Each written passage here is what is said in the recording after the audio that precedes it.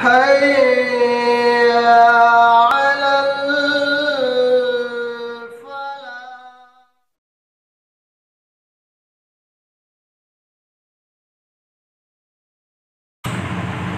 الحمد لله رب العالمين والصلاة والسلام على رسوله الكريم وبعد.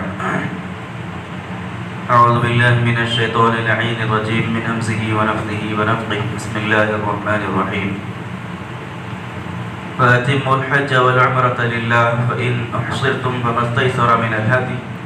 ولا تحلقوا رؤوسكم حتى يبلغ الهدي محله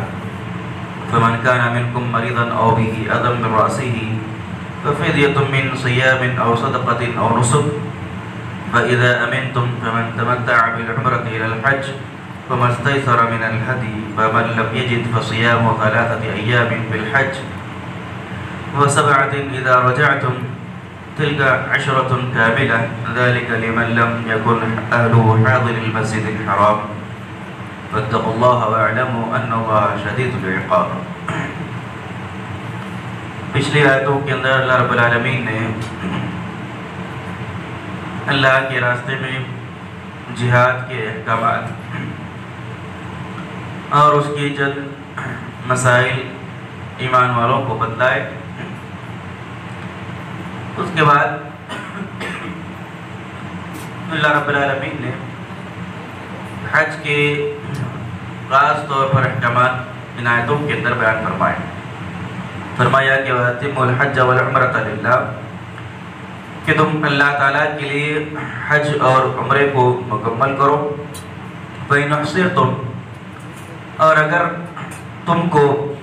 کہیں گھیر لیا جائے فَمَا اسْتَيْسَرَ مِنَ الْهَدِيِ تو ہدی کے جانور میں سے جو کچھ تم کو میسر ہو اس کو اللہ کے نام پر ذبح کر دو.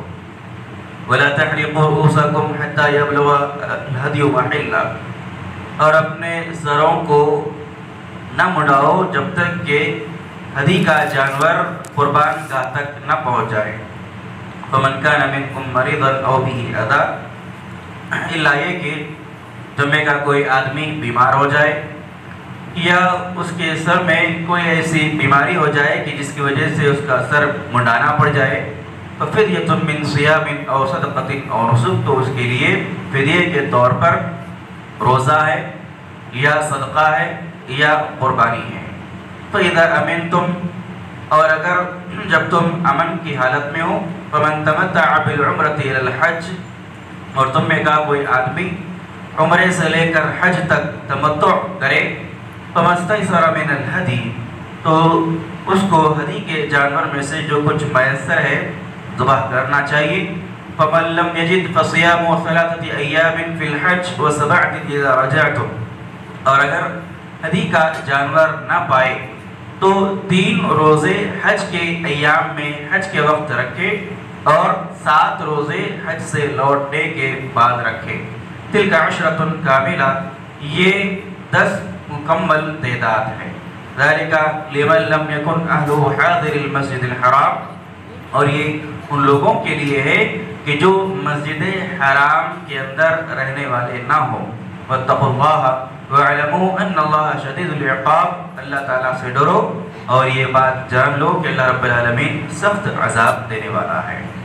مختلف احکامات اللہ تعالیٰ نے اس آیت کے اندر بیان فرمائے. سب سے پہلا حکم اس سے آیت کے اندر یہ معلوم ہوا یہ بتایا گیا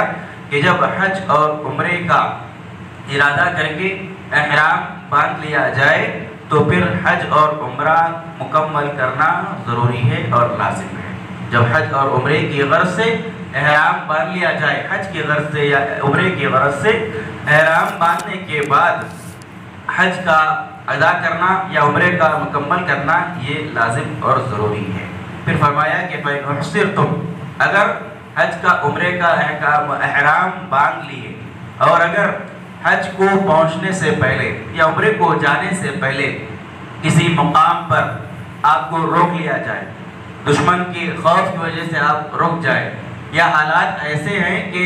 احرام باندھنے کے بعد آپ مسجد حرام تک نہیں پہنچ سکتے یا کسی قسم کی وبا ہے یا بیماری ہے تو اللہ رب العالمین نے کہا کہ جہاں کہیں رک جائے آپ لوگ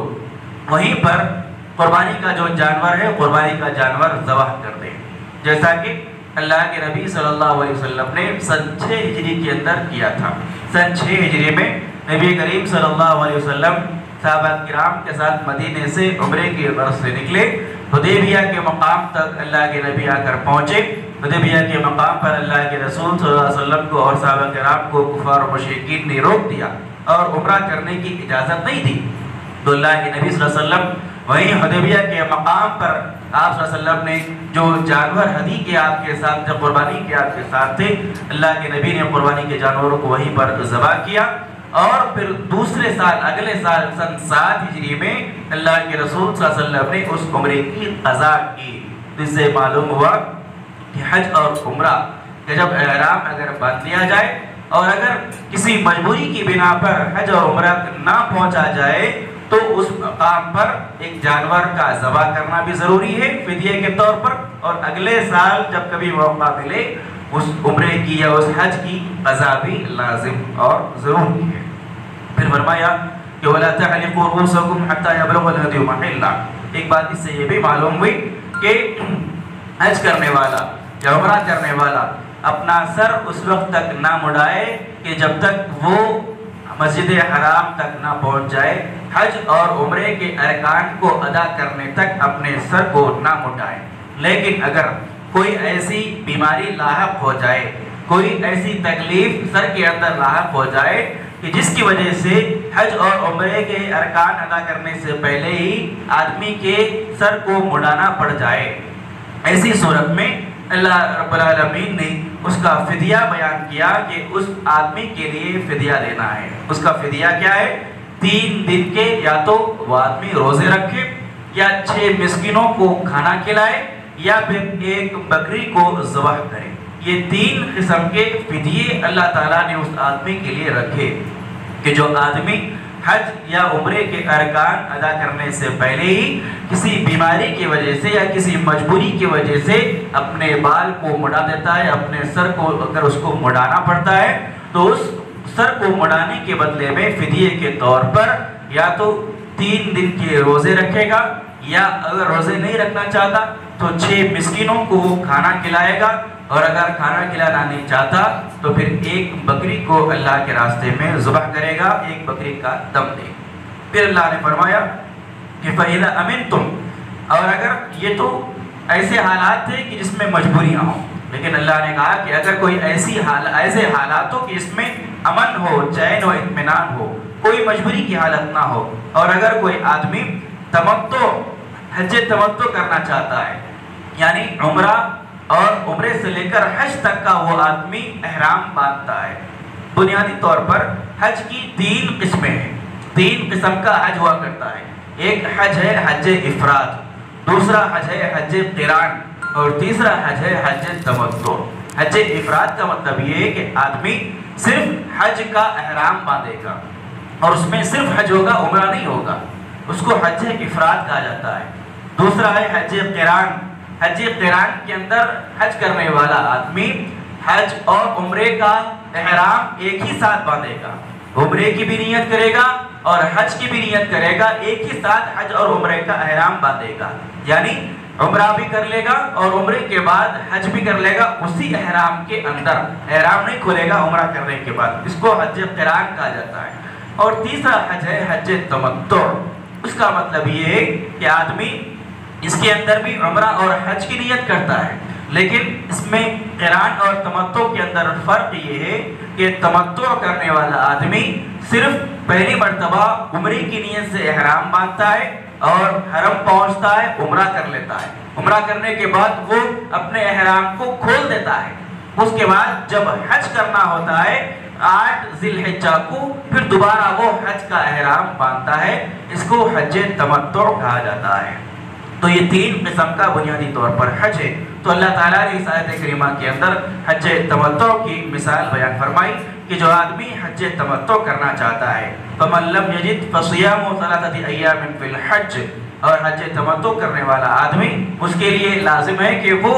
ایک جانور کو ہدی کے طور پر ذبح کرے، یعنی ایک بکرے کی قربانی دے۔ اور اگر ایک بکرا اس کو حاصل نہیں ہے تو گائے یا اونٹ کا 7واں حصہ وہ اللہ کے راستے میں قربان کرے۔ لیکن اللہ تعالیٰ نے فرمایا کہ اگر کوئی آدمی جانور ذبح نہیں کر سکتا یا اس کو جانور میسر نہیں ہے تو اللہ تعالیٰ نے اس آدمی کے لیے کہا کہ اس کے لیے 10 روزے رکھنا ہے فدیے کے طور پر، اور ان 10 روزوں کے اندر اللہ نے فرمایا کہ فَصِيَامُ ثَلَاثَةِ أَيَّامٍ فِي الْحَجِّ، 10 روزوں میں 3 روزے حج کے دنوں میں ہی مکے کے اندر ہی رکھے گا حاجی، وَسَبْعَةٍ إِذَا رَجَعْتُمْ، اور جو 7 روزے باقی بچیں گے وہ اپنے گھر کو لوٹنے کے بعد رکھے گا۔ اس طریقے سے اللہ نے فرمایا کہ تِلْكَ عَشَرَةٌ كَامِلَةٌ، اس طریقے سے یہ مکمل روزوں کی تعداد 10 ہو جائے گی۔ تو معلوم ہوا کہ ایسا شخص کہ جو حج تمتع کا ارادہ کرتا ہے، نیت کرتا ہے، اور اگر وہ اللہ کے راستے میں جانور قربان نہیں کر سکتا تو اس کے لیے 10 روزے رکھنا ہے فدیے کے طور پر، 3 روزے وہیں حج کے دوران رکھے گا اور 7 روزے اپنے گھر کو لوٹنے کے بعد رکھے گا۔ اللہ تعالیٰ نے فرمایا کہ ذَلِكَ لِمَن لَّمْ يَكُنْ أَهْلُهُ حَاضِرِ الْمَسْجِدِ الْحَرَامِ، یہ ان لوگوں کے لیے ہے کہ جو مسجد حرام کے رہنے والے نہ ہو، یعنی حرم کے حدود میں رہنے والے نہ ہوں، حدود حرم سے باہر جو رہنے والے ہیں اور حدود حرم سے باہر سے جو حج اور عمرہ کے لیے آنے والے لوگ ہیں ان کے لیے یہ احکامات ہیں۔ پھر اللہ نے فرمایا کہ تم اللہ تعالیٰ سے ڈرو اور اس بات کو یقین جان لو، اس بات کا اور اس بات کو جان لو کہ یقیناً اللہ رب العالمین سخت ترین عذاب دینے والا ہے۔ اس سے یہ بات معلوم ہوئی کہ حج اور عمرے کے ارکان کو ادا کرتے ہوئے اللہ تعالیٰ کا خوف دل میں رکھنا بے حد ضروری ہے، اللہ تعالیٰ سے ڈرنا بے حد ضروری ہے، کیونکہ یہ اجتماعی عبادت ہوا کرتی ہے۔ آپ کون سا رکن ادا کر رہے ہیں، کون سا رکن آپ سے چھوٹ رہا ہے، یہ سوائے آپ کے اور کسی کو اس بات کی خبر نہیں ہوتی۔ لہذا ایسے معاملات میں اللہ تعالیٰ سے ڈرنا چاہیے، اللہ رب العالمین کا خوف ہمیشہ دل میں رکھنا چاہیے۔ لہذا جو ارکان ادا ہوں وہ ارکان ادا کرنے چاہیے، اور جو ارکان ادا کرنے سے رہ گئے ہوں اس کا جو فدیہ اللہ تعالیٰ نے بیان فرمایا ان فدیوں کو ادا کرنا چاہیے۔ اللہ رب العالمین سے دعا ہے رب العالمین ہم تمام کو قرآن مجید کی آیات کو پڑھنے، سیکھنے، سمجھنے، اس پر عمل کی توفیق عطا فرمائے، آمین۔ سبحانک اللہم و بحمدک، اشہد ان لا الہ الا انت، استغفرک و اتوب الیک۔